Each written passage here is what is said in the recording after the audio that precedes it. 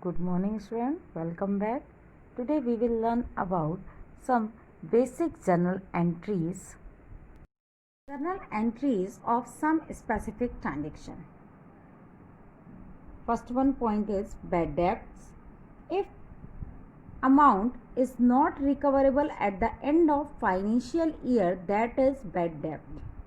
Sometimes when a businessman sold goods in credit, it is not recoverable or partially recoverable.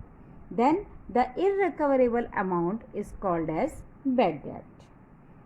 It means it is a loss for business, therefore debited to bad debt account and credited to personal account of debtor. Some journal entries are passed in the case of bad debt. Entry when full amount is irrecoverable. Full amount is irrecoverable means all the amounts become bad debt. So entry will be all the expenses and losses are debit, that is bad debt account debit to debtors account. To debtors or customers account. Sometimes some amount is recoverable by debtor but some amount is not recoverable, that is a part of bad debt is recovered when these conditions comes when debtors become insolvent or bankrupt. He is unable to pay his full debt. Then the unrealized amount become a loss of the business. Then entry will be some amount is received in cash or bank, what comes in debit. Then some amount is not recoverable, that is bad debt or loss account. All the expenses and losses are debit to the person who give the amount, that is debtor account. That is the entry become when part of amount recovered by debtor. Second point is bad debt recover. Bad debt recover, a debtor whose account was earlier written off as bad debt may pay the amount of his debt in cash. Then it is the gain of the business because of debtor wants to pay his debt. Recovery of bad debt is recorded credited to bad debt recover account and debited to cash account. When we receive the amount, then all the what comes in business is debit. So entry will be cash account debit to bad debt recover account, that is income or gain. All the income and gain are credit bad debt recover account. Outstanding expenses. Expenses due but not yet paid, that is outstanding expenses. It is a quite common for a business enterprise to be left with some expenses which are yet to be paid at the end of the accounting year due to one reason or the other. Such expenses are termed as outstanding expense. So entry will be expenses account debit. As a rule of nominal account, all the expenses and losses are debited, and outstanding expense is a representative personal account representing the person to whom expense are to be paid. So outstanding expense account. Outstanding expense may be outstanding salary, outstanding rent, commission. Prepaid expenses. These are the certain expense which are related to next year but have been paid during the current year in advance. These are called prepaid expense. The benefit of such expense will be received during the next accounting year. For example, if we paid insurance premium of rupees 1000 is paid on 1st January 2020 for the year entry on 1st January 2021 will be made as under insurance is an expense. All the expenses and losses are debit, means expenses account debit to cash account. When the amount paid, then entry will be expenses account debit to cash account. But we know well that amount is for next year and we paid in this year. That's why it become prepaid expense, and for prepaid expense entry will be prepaid expenses account debit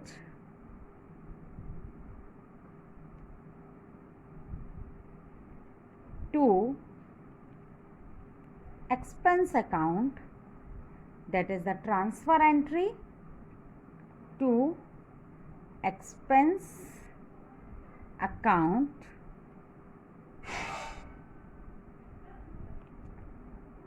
depreciation. Depreciation is the permanent and continuing decreasing in the value of fixed assets due to use of these assets. Value of these assets decreasing year by year. This fall in the value is called depreciation. Depreciation is an business expense. It is a nominal account. So all the expenses and losses are debited. So depreciation account is debited and decrease in assets will be credited. So to assets account will be credited. Interest on capital. For calculating the true efficiency of a business, it is necessary to charge interest on proprietor's capital or owner's capital. Left after the charging the amount of such interest are the real profit earned by the business. Such interest is a loss from a point of view of business, and from the point of view of businessman it is a profit. According to business entity concept, we have to record all the transaction the point of view of business nor businessman. So business point of view, that is the expense of business. So all the expenses and losses are debit. So interest on capital account debit, that is the loss of business, and it will increase the value of capital, and increase in capital always become credit. So to capital account is credit. So entry will be interest on capital account debit to capital account. Interest on drawing. If firm allows interest on capital, then it will also give the charge interest on drawing made by the proprietors. Such as an interest is an expense for proprietor, but it is an profit for a business. So according to business point of view, it is an profit. So all the income and gain are credit. So entry will be drawing account debit to interest on drawing account. Some transactions when purchase become credit in place of goods. Always purchase become debit, but in place of goods sometimes it become credit. First condition, when goods given to charity. When we give the goods in charity, then the value of goods will reduce. That's why purchase is reduced with the value of goods with given charity or donation. Purchase or reduce become the goods are not sold. The following entry is passed.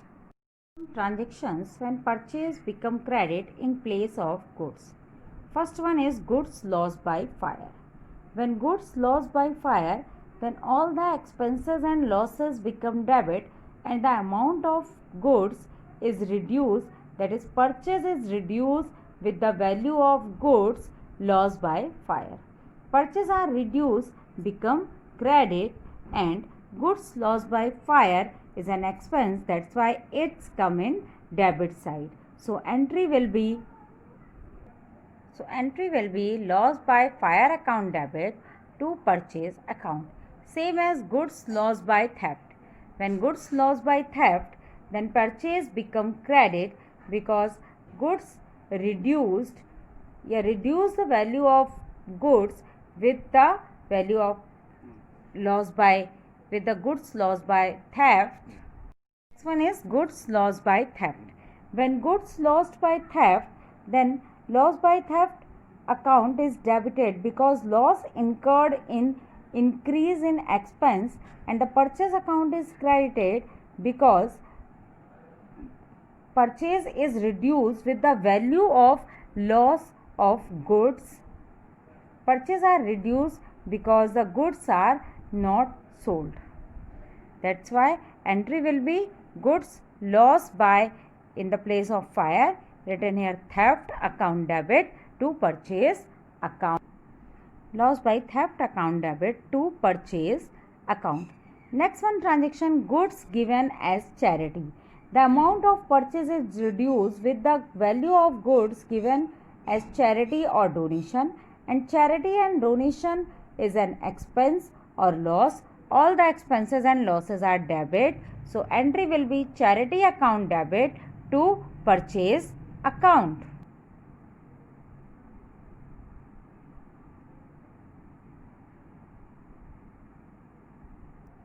Next one is goods given as sample. Goods given as sample are means goods are distributed as sample to encourage sale. It is a part of the advertisement expense. Hence, it is debited to advertisement expense account or sample account and deducted from purchase. So, journal entry will be sample account debit, advertisement account debit to purchase account. Last one, when goods withdrawn by proprietor for personal use. Fifth one, transaction is goods withdrawn for personal use. When goods withdrawn by proprietor for personal use, then entry will be drawings account debit to purchase account. In this case, purchase is reduced with the value of goods given or withdrawn by proprietor for personal use. Purchase are reduced, henceforth the goods are not sales. Opening journal entry. The first entry in journal is passed to record closing balance of the previous year. It is called opening entry. The balance sheet prepared at the end of the year shows the closing balance of each assets and liability and form the basis for the opening entry. While passing an opening entry, all assets are debited individually, whereas capital and liabilities are individually credited. If capital is not given, it is calculated by applying the following accounting equation. Capital is equal to assets minus liabilities and goodwill is equal to liabilities minus assets.